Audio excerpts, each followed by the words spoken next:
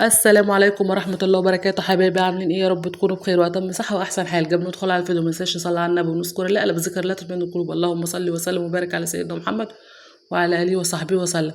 اللهم استرنا فوق الأرض وتحت الأرض يوم العرض عليك يا رب احنا وكل السامعين. طبعا بقى الروتين بتاع النهارده روتين عند الطيور، روتين كله كده نشاط وتشجيع كده. يلا بقى قوموا تشجعوا كده. اول حاجه هنا بجيب جردل فيه ميه وبنزل كده بالعيش عندي. انا هنا بعمل اكل الطيور، يعني حبيت اوريكم ازاي بنعمل اكل الطيور. بجيب جردل ميه كده وبنزل بيه، بنزل فيه بالعيش وبطلعه كده وبعدين ببسسه. وبعدين بنزل عليه بالعلف زي ما انتم شايفين كده وبلف ببسسهم كده مع بعض. بس اهم حاجه ما تسيبيش العيش معاك كتير في الميه عشان خاطر العيش ما يبوش منك. وهنا بقى ببتدي احط ميه للطيور. اهم حاجه في الجو الحر ده الميه للطيور، اهم حاجه الطيور للفراخ البلدي وللبط كده. واهم حاجه برضو تغسل الجردل بتاع الميه ده كويس عشان خاطر البكتيريا. تنضفي تحت الطيور عندك وتغسل الجردل كويس عشان خاطر ما يعملش بكتيريا معاك وكده. وهنا بقى البيض ما شاء الله اللهم صل على النبي. طبعا بقى ده رزق اليوم النهارده كده من عند الفراخ البلدي البيض.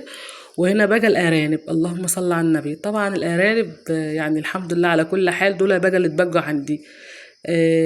ما شاء الله اتنين بس. كانوا عندي، يعني انا من ساعه ما صورت الارانب كانوا 12 واحده.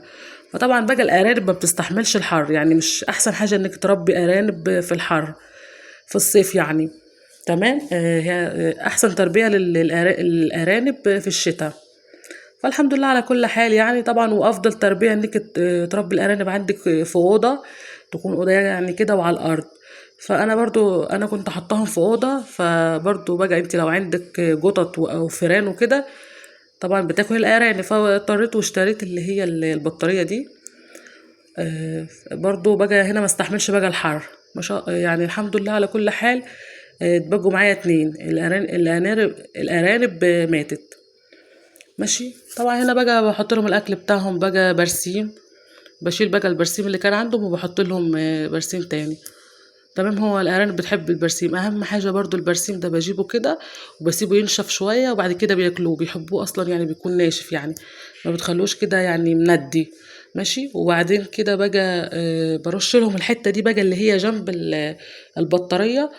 بفضل كده برشها كويس خالص يعني عشان خاطر الجو حر، يعني زي ما انتوا عارفين كده اليومين دول الجو حر جدا. برشها كويس برضو في الصبح وفي العصر. وطبعا بقى البطة ما شاء الله اللهم صل على النبي زي ما انتم شايفين كده. البطة هنا خلصت بيض معايا زي ما انا قلت لكم، البطة كانت بتبيض. خلصت البيض وهنا بقى رجدت اللهم صل على النبي. بسيبها بقى لحد ما تطلع كده ان شاء الله باذن الله. ربنا بقى يكرمنا كده من البطة. طبعا هنا بقى غسلت برضو المواعين معاكم، كان عندي كده مواعين وغسلت المواعين معاكم اهو زي ما انتم شايفين كده. طبعا روتيني كله تشجيع كده وحماس. انا بقى بشطف المواعين في الاول كده زي ما انتم عارفين وبعدين بدعكها بالسلك والبرل. طبعا بقى مش عارفه يعني المقطع ده ما جاش ليه في التصوير وكده، مش عارفه اتحذف مني ولا ايه. طبعا هنا بقى بغسل برضو الصواني بتاعه الاكل كده دي، بدعكها. بقى بنصحى الصبح كده بقى بنأكل الطيور وبنشوف لو كان عندنا مواعين بنغسلها وبنشوف ايه اللي ورانا برضو، يعني كده بقى الروتين العادي.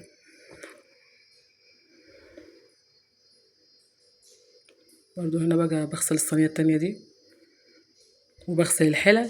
الحلل بتبقى عندي متبهدلة خالص من البوتاجاز، عندي عيون البوتاجاز بتبهدل الحلل تماما.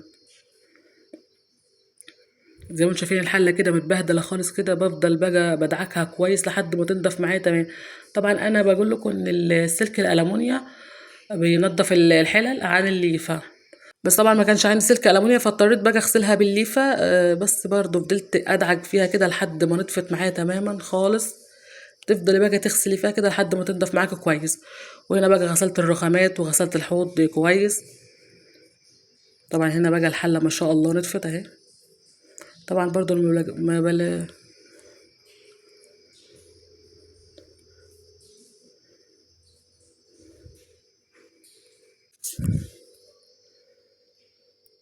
اهو بغسل الرخامات كده كويس وبغسل الحنفية. بفضل كده بشطفها كده بالمية.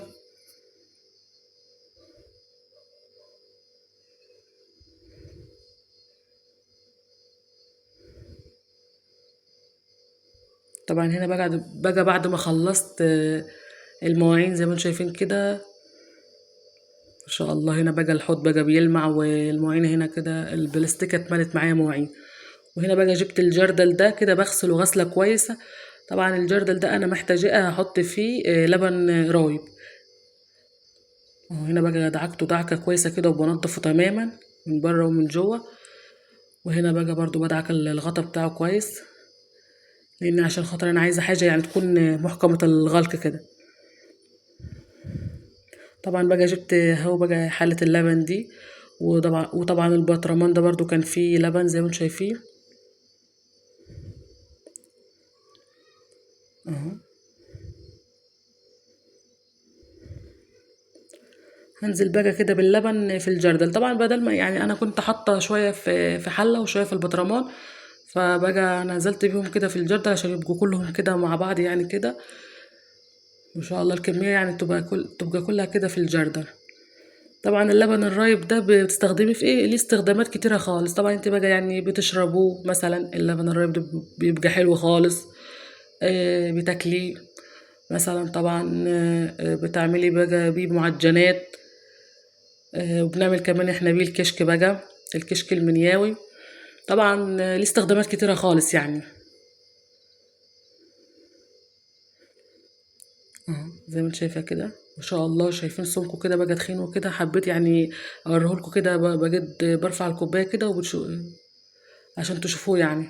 هنا بقى اهو غرفت كده كوباية زي ما انتم شايفين. طبعا بقول لكم يعني هو بيتشرب بيبقى حلو خالص، احسن من الجاهز يعني ما شاء الله. وهنا برضو حبيت اوريهولكوا تاني كده بالكبشة. شايفين سمكه عامل ازاي. طبعا بقى هنا بقى غطيت الجردل كويس. اهم حاجة تكون عندك حاجة محكمة الغلق زي كده، وبتحطيه بقى في التلاجة اهو. طبعا برضو حبيت اوريهولكوا تاني عن قرب. طبعا دي بقى حاجة بتبقى معمولة في البيت احسن من الجاهزة بكتير يعني، والحاجة المصنعة وكده. وهنا بقى برضو جبت لبن حليب. طبعا اللي هو اللبن الرايب ده من عند الست اللي انا بشتري منها اللبن الحليب والجبنة والسمنة وكده يعني. فهي بيبقى عندها لبن رايب فبشتري برضو منهم. هنا بقى نزلت باللبن الحليب كده برضو لحد ما غلي معايا. بغلي اللبن برجع تاني برضو اعبيه بالجزازة وبحطه في التلاجة بقى. طبعا الجو حر لازم تغلي اللبن عشان خاطر ما ياخدش منك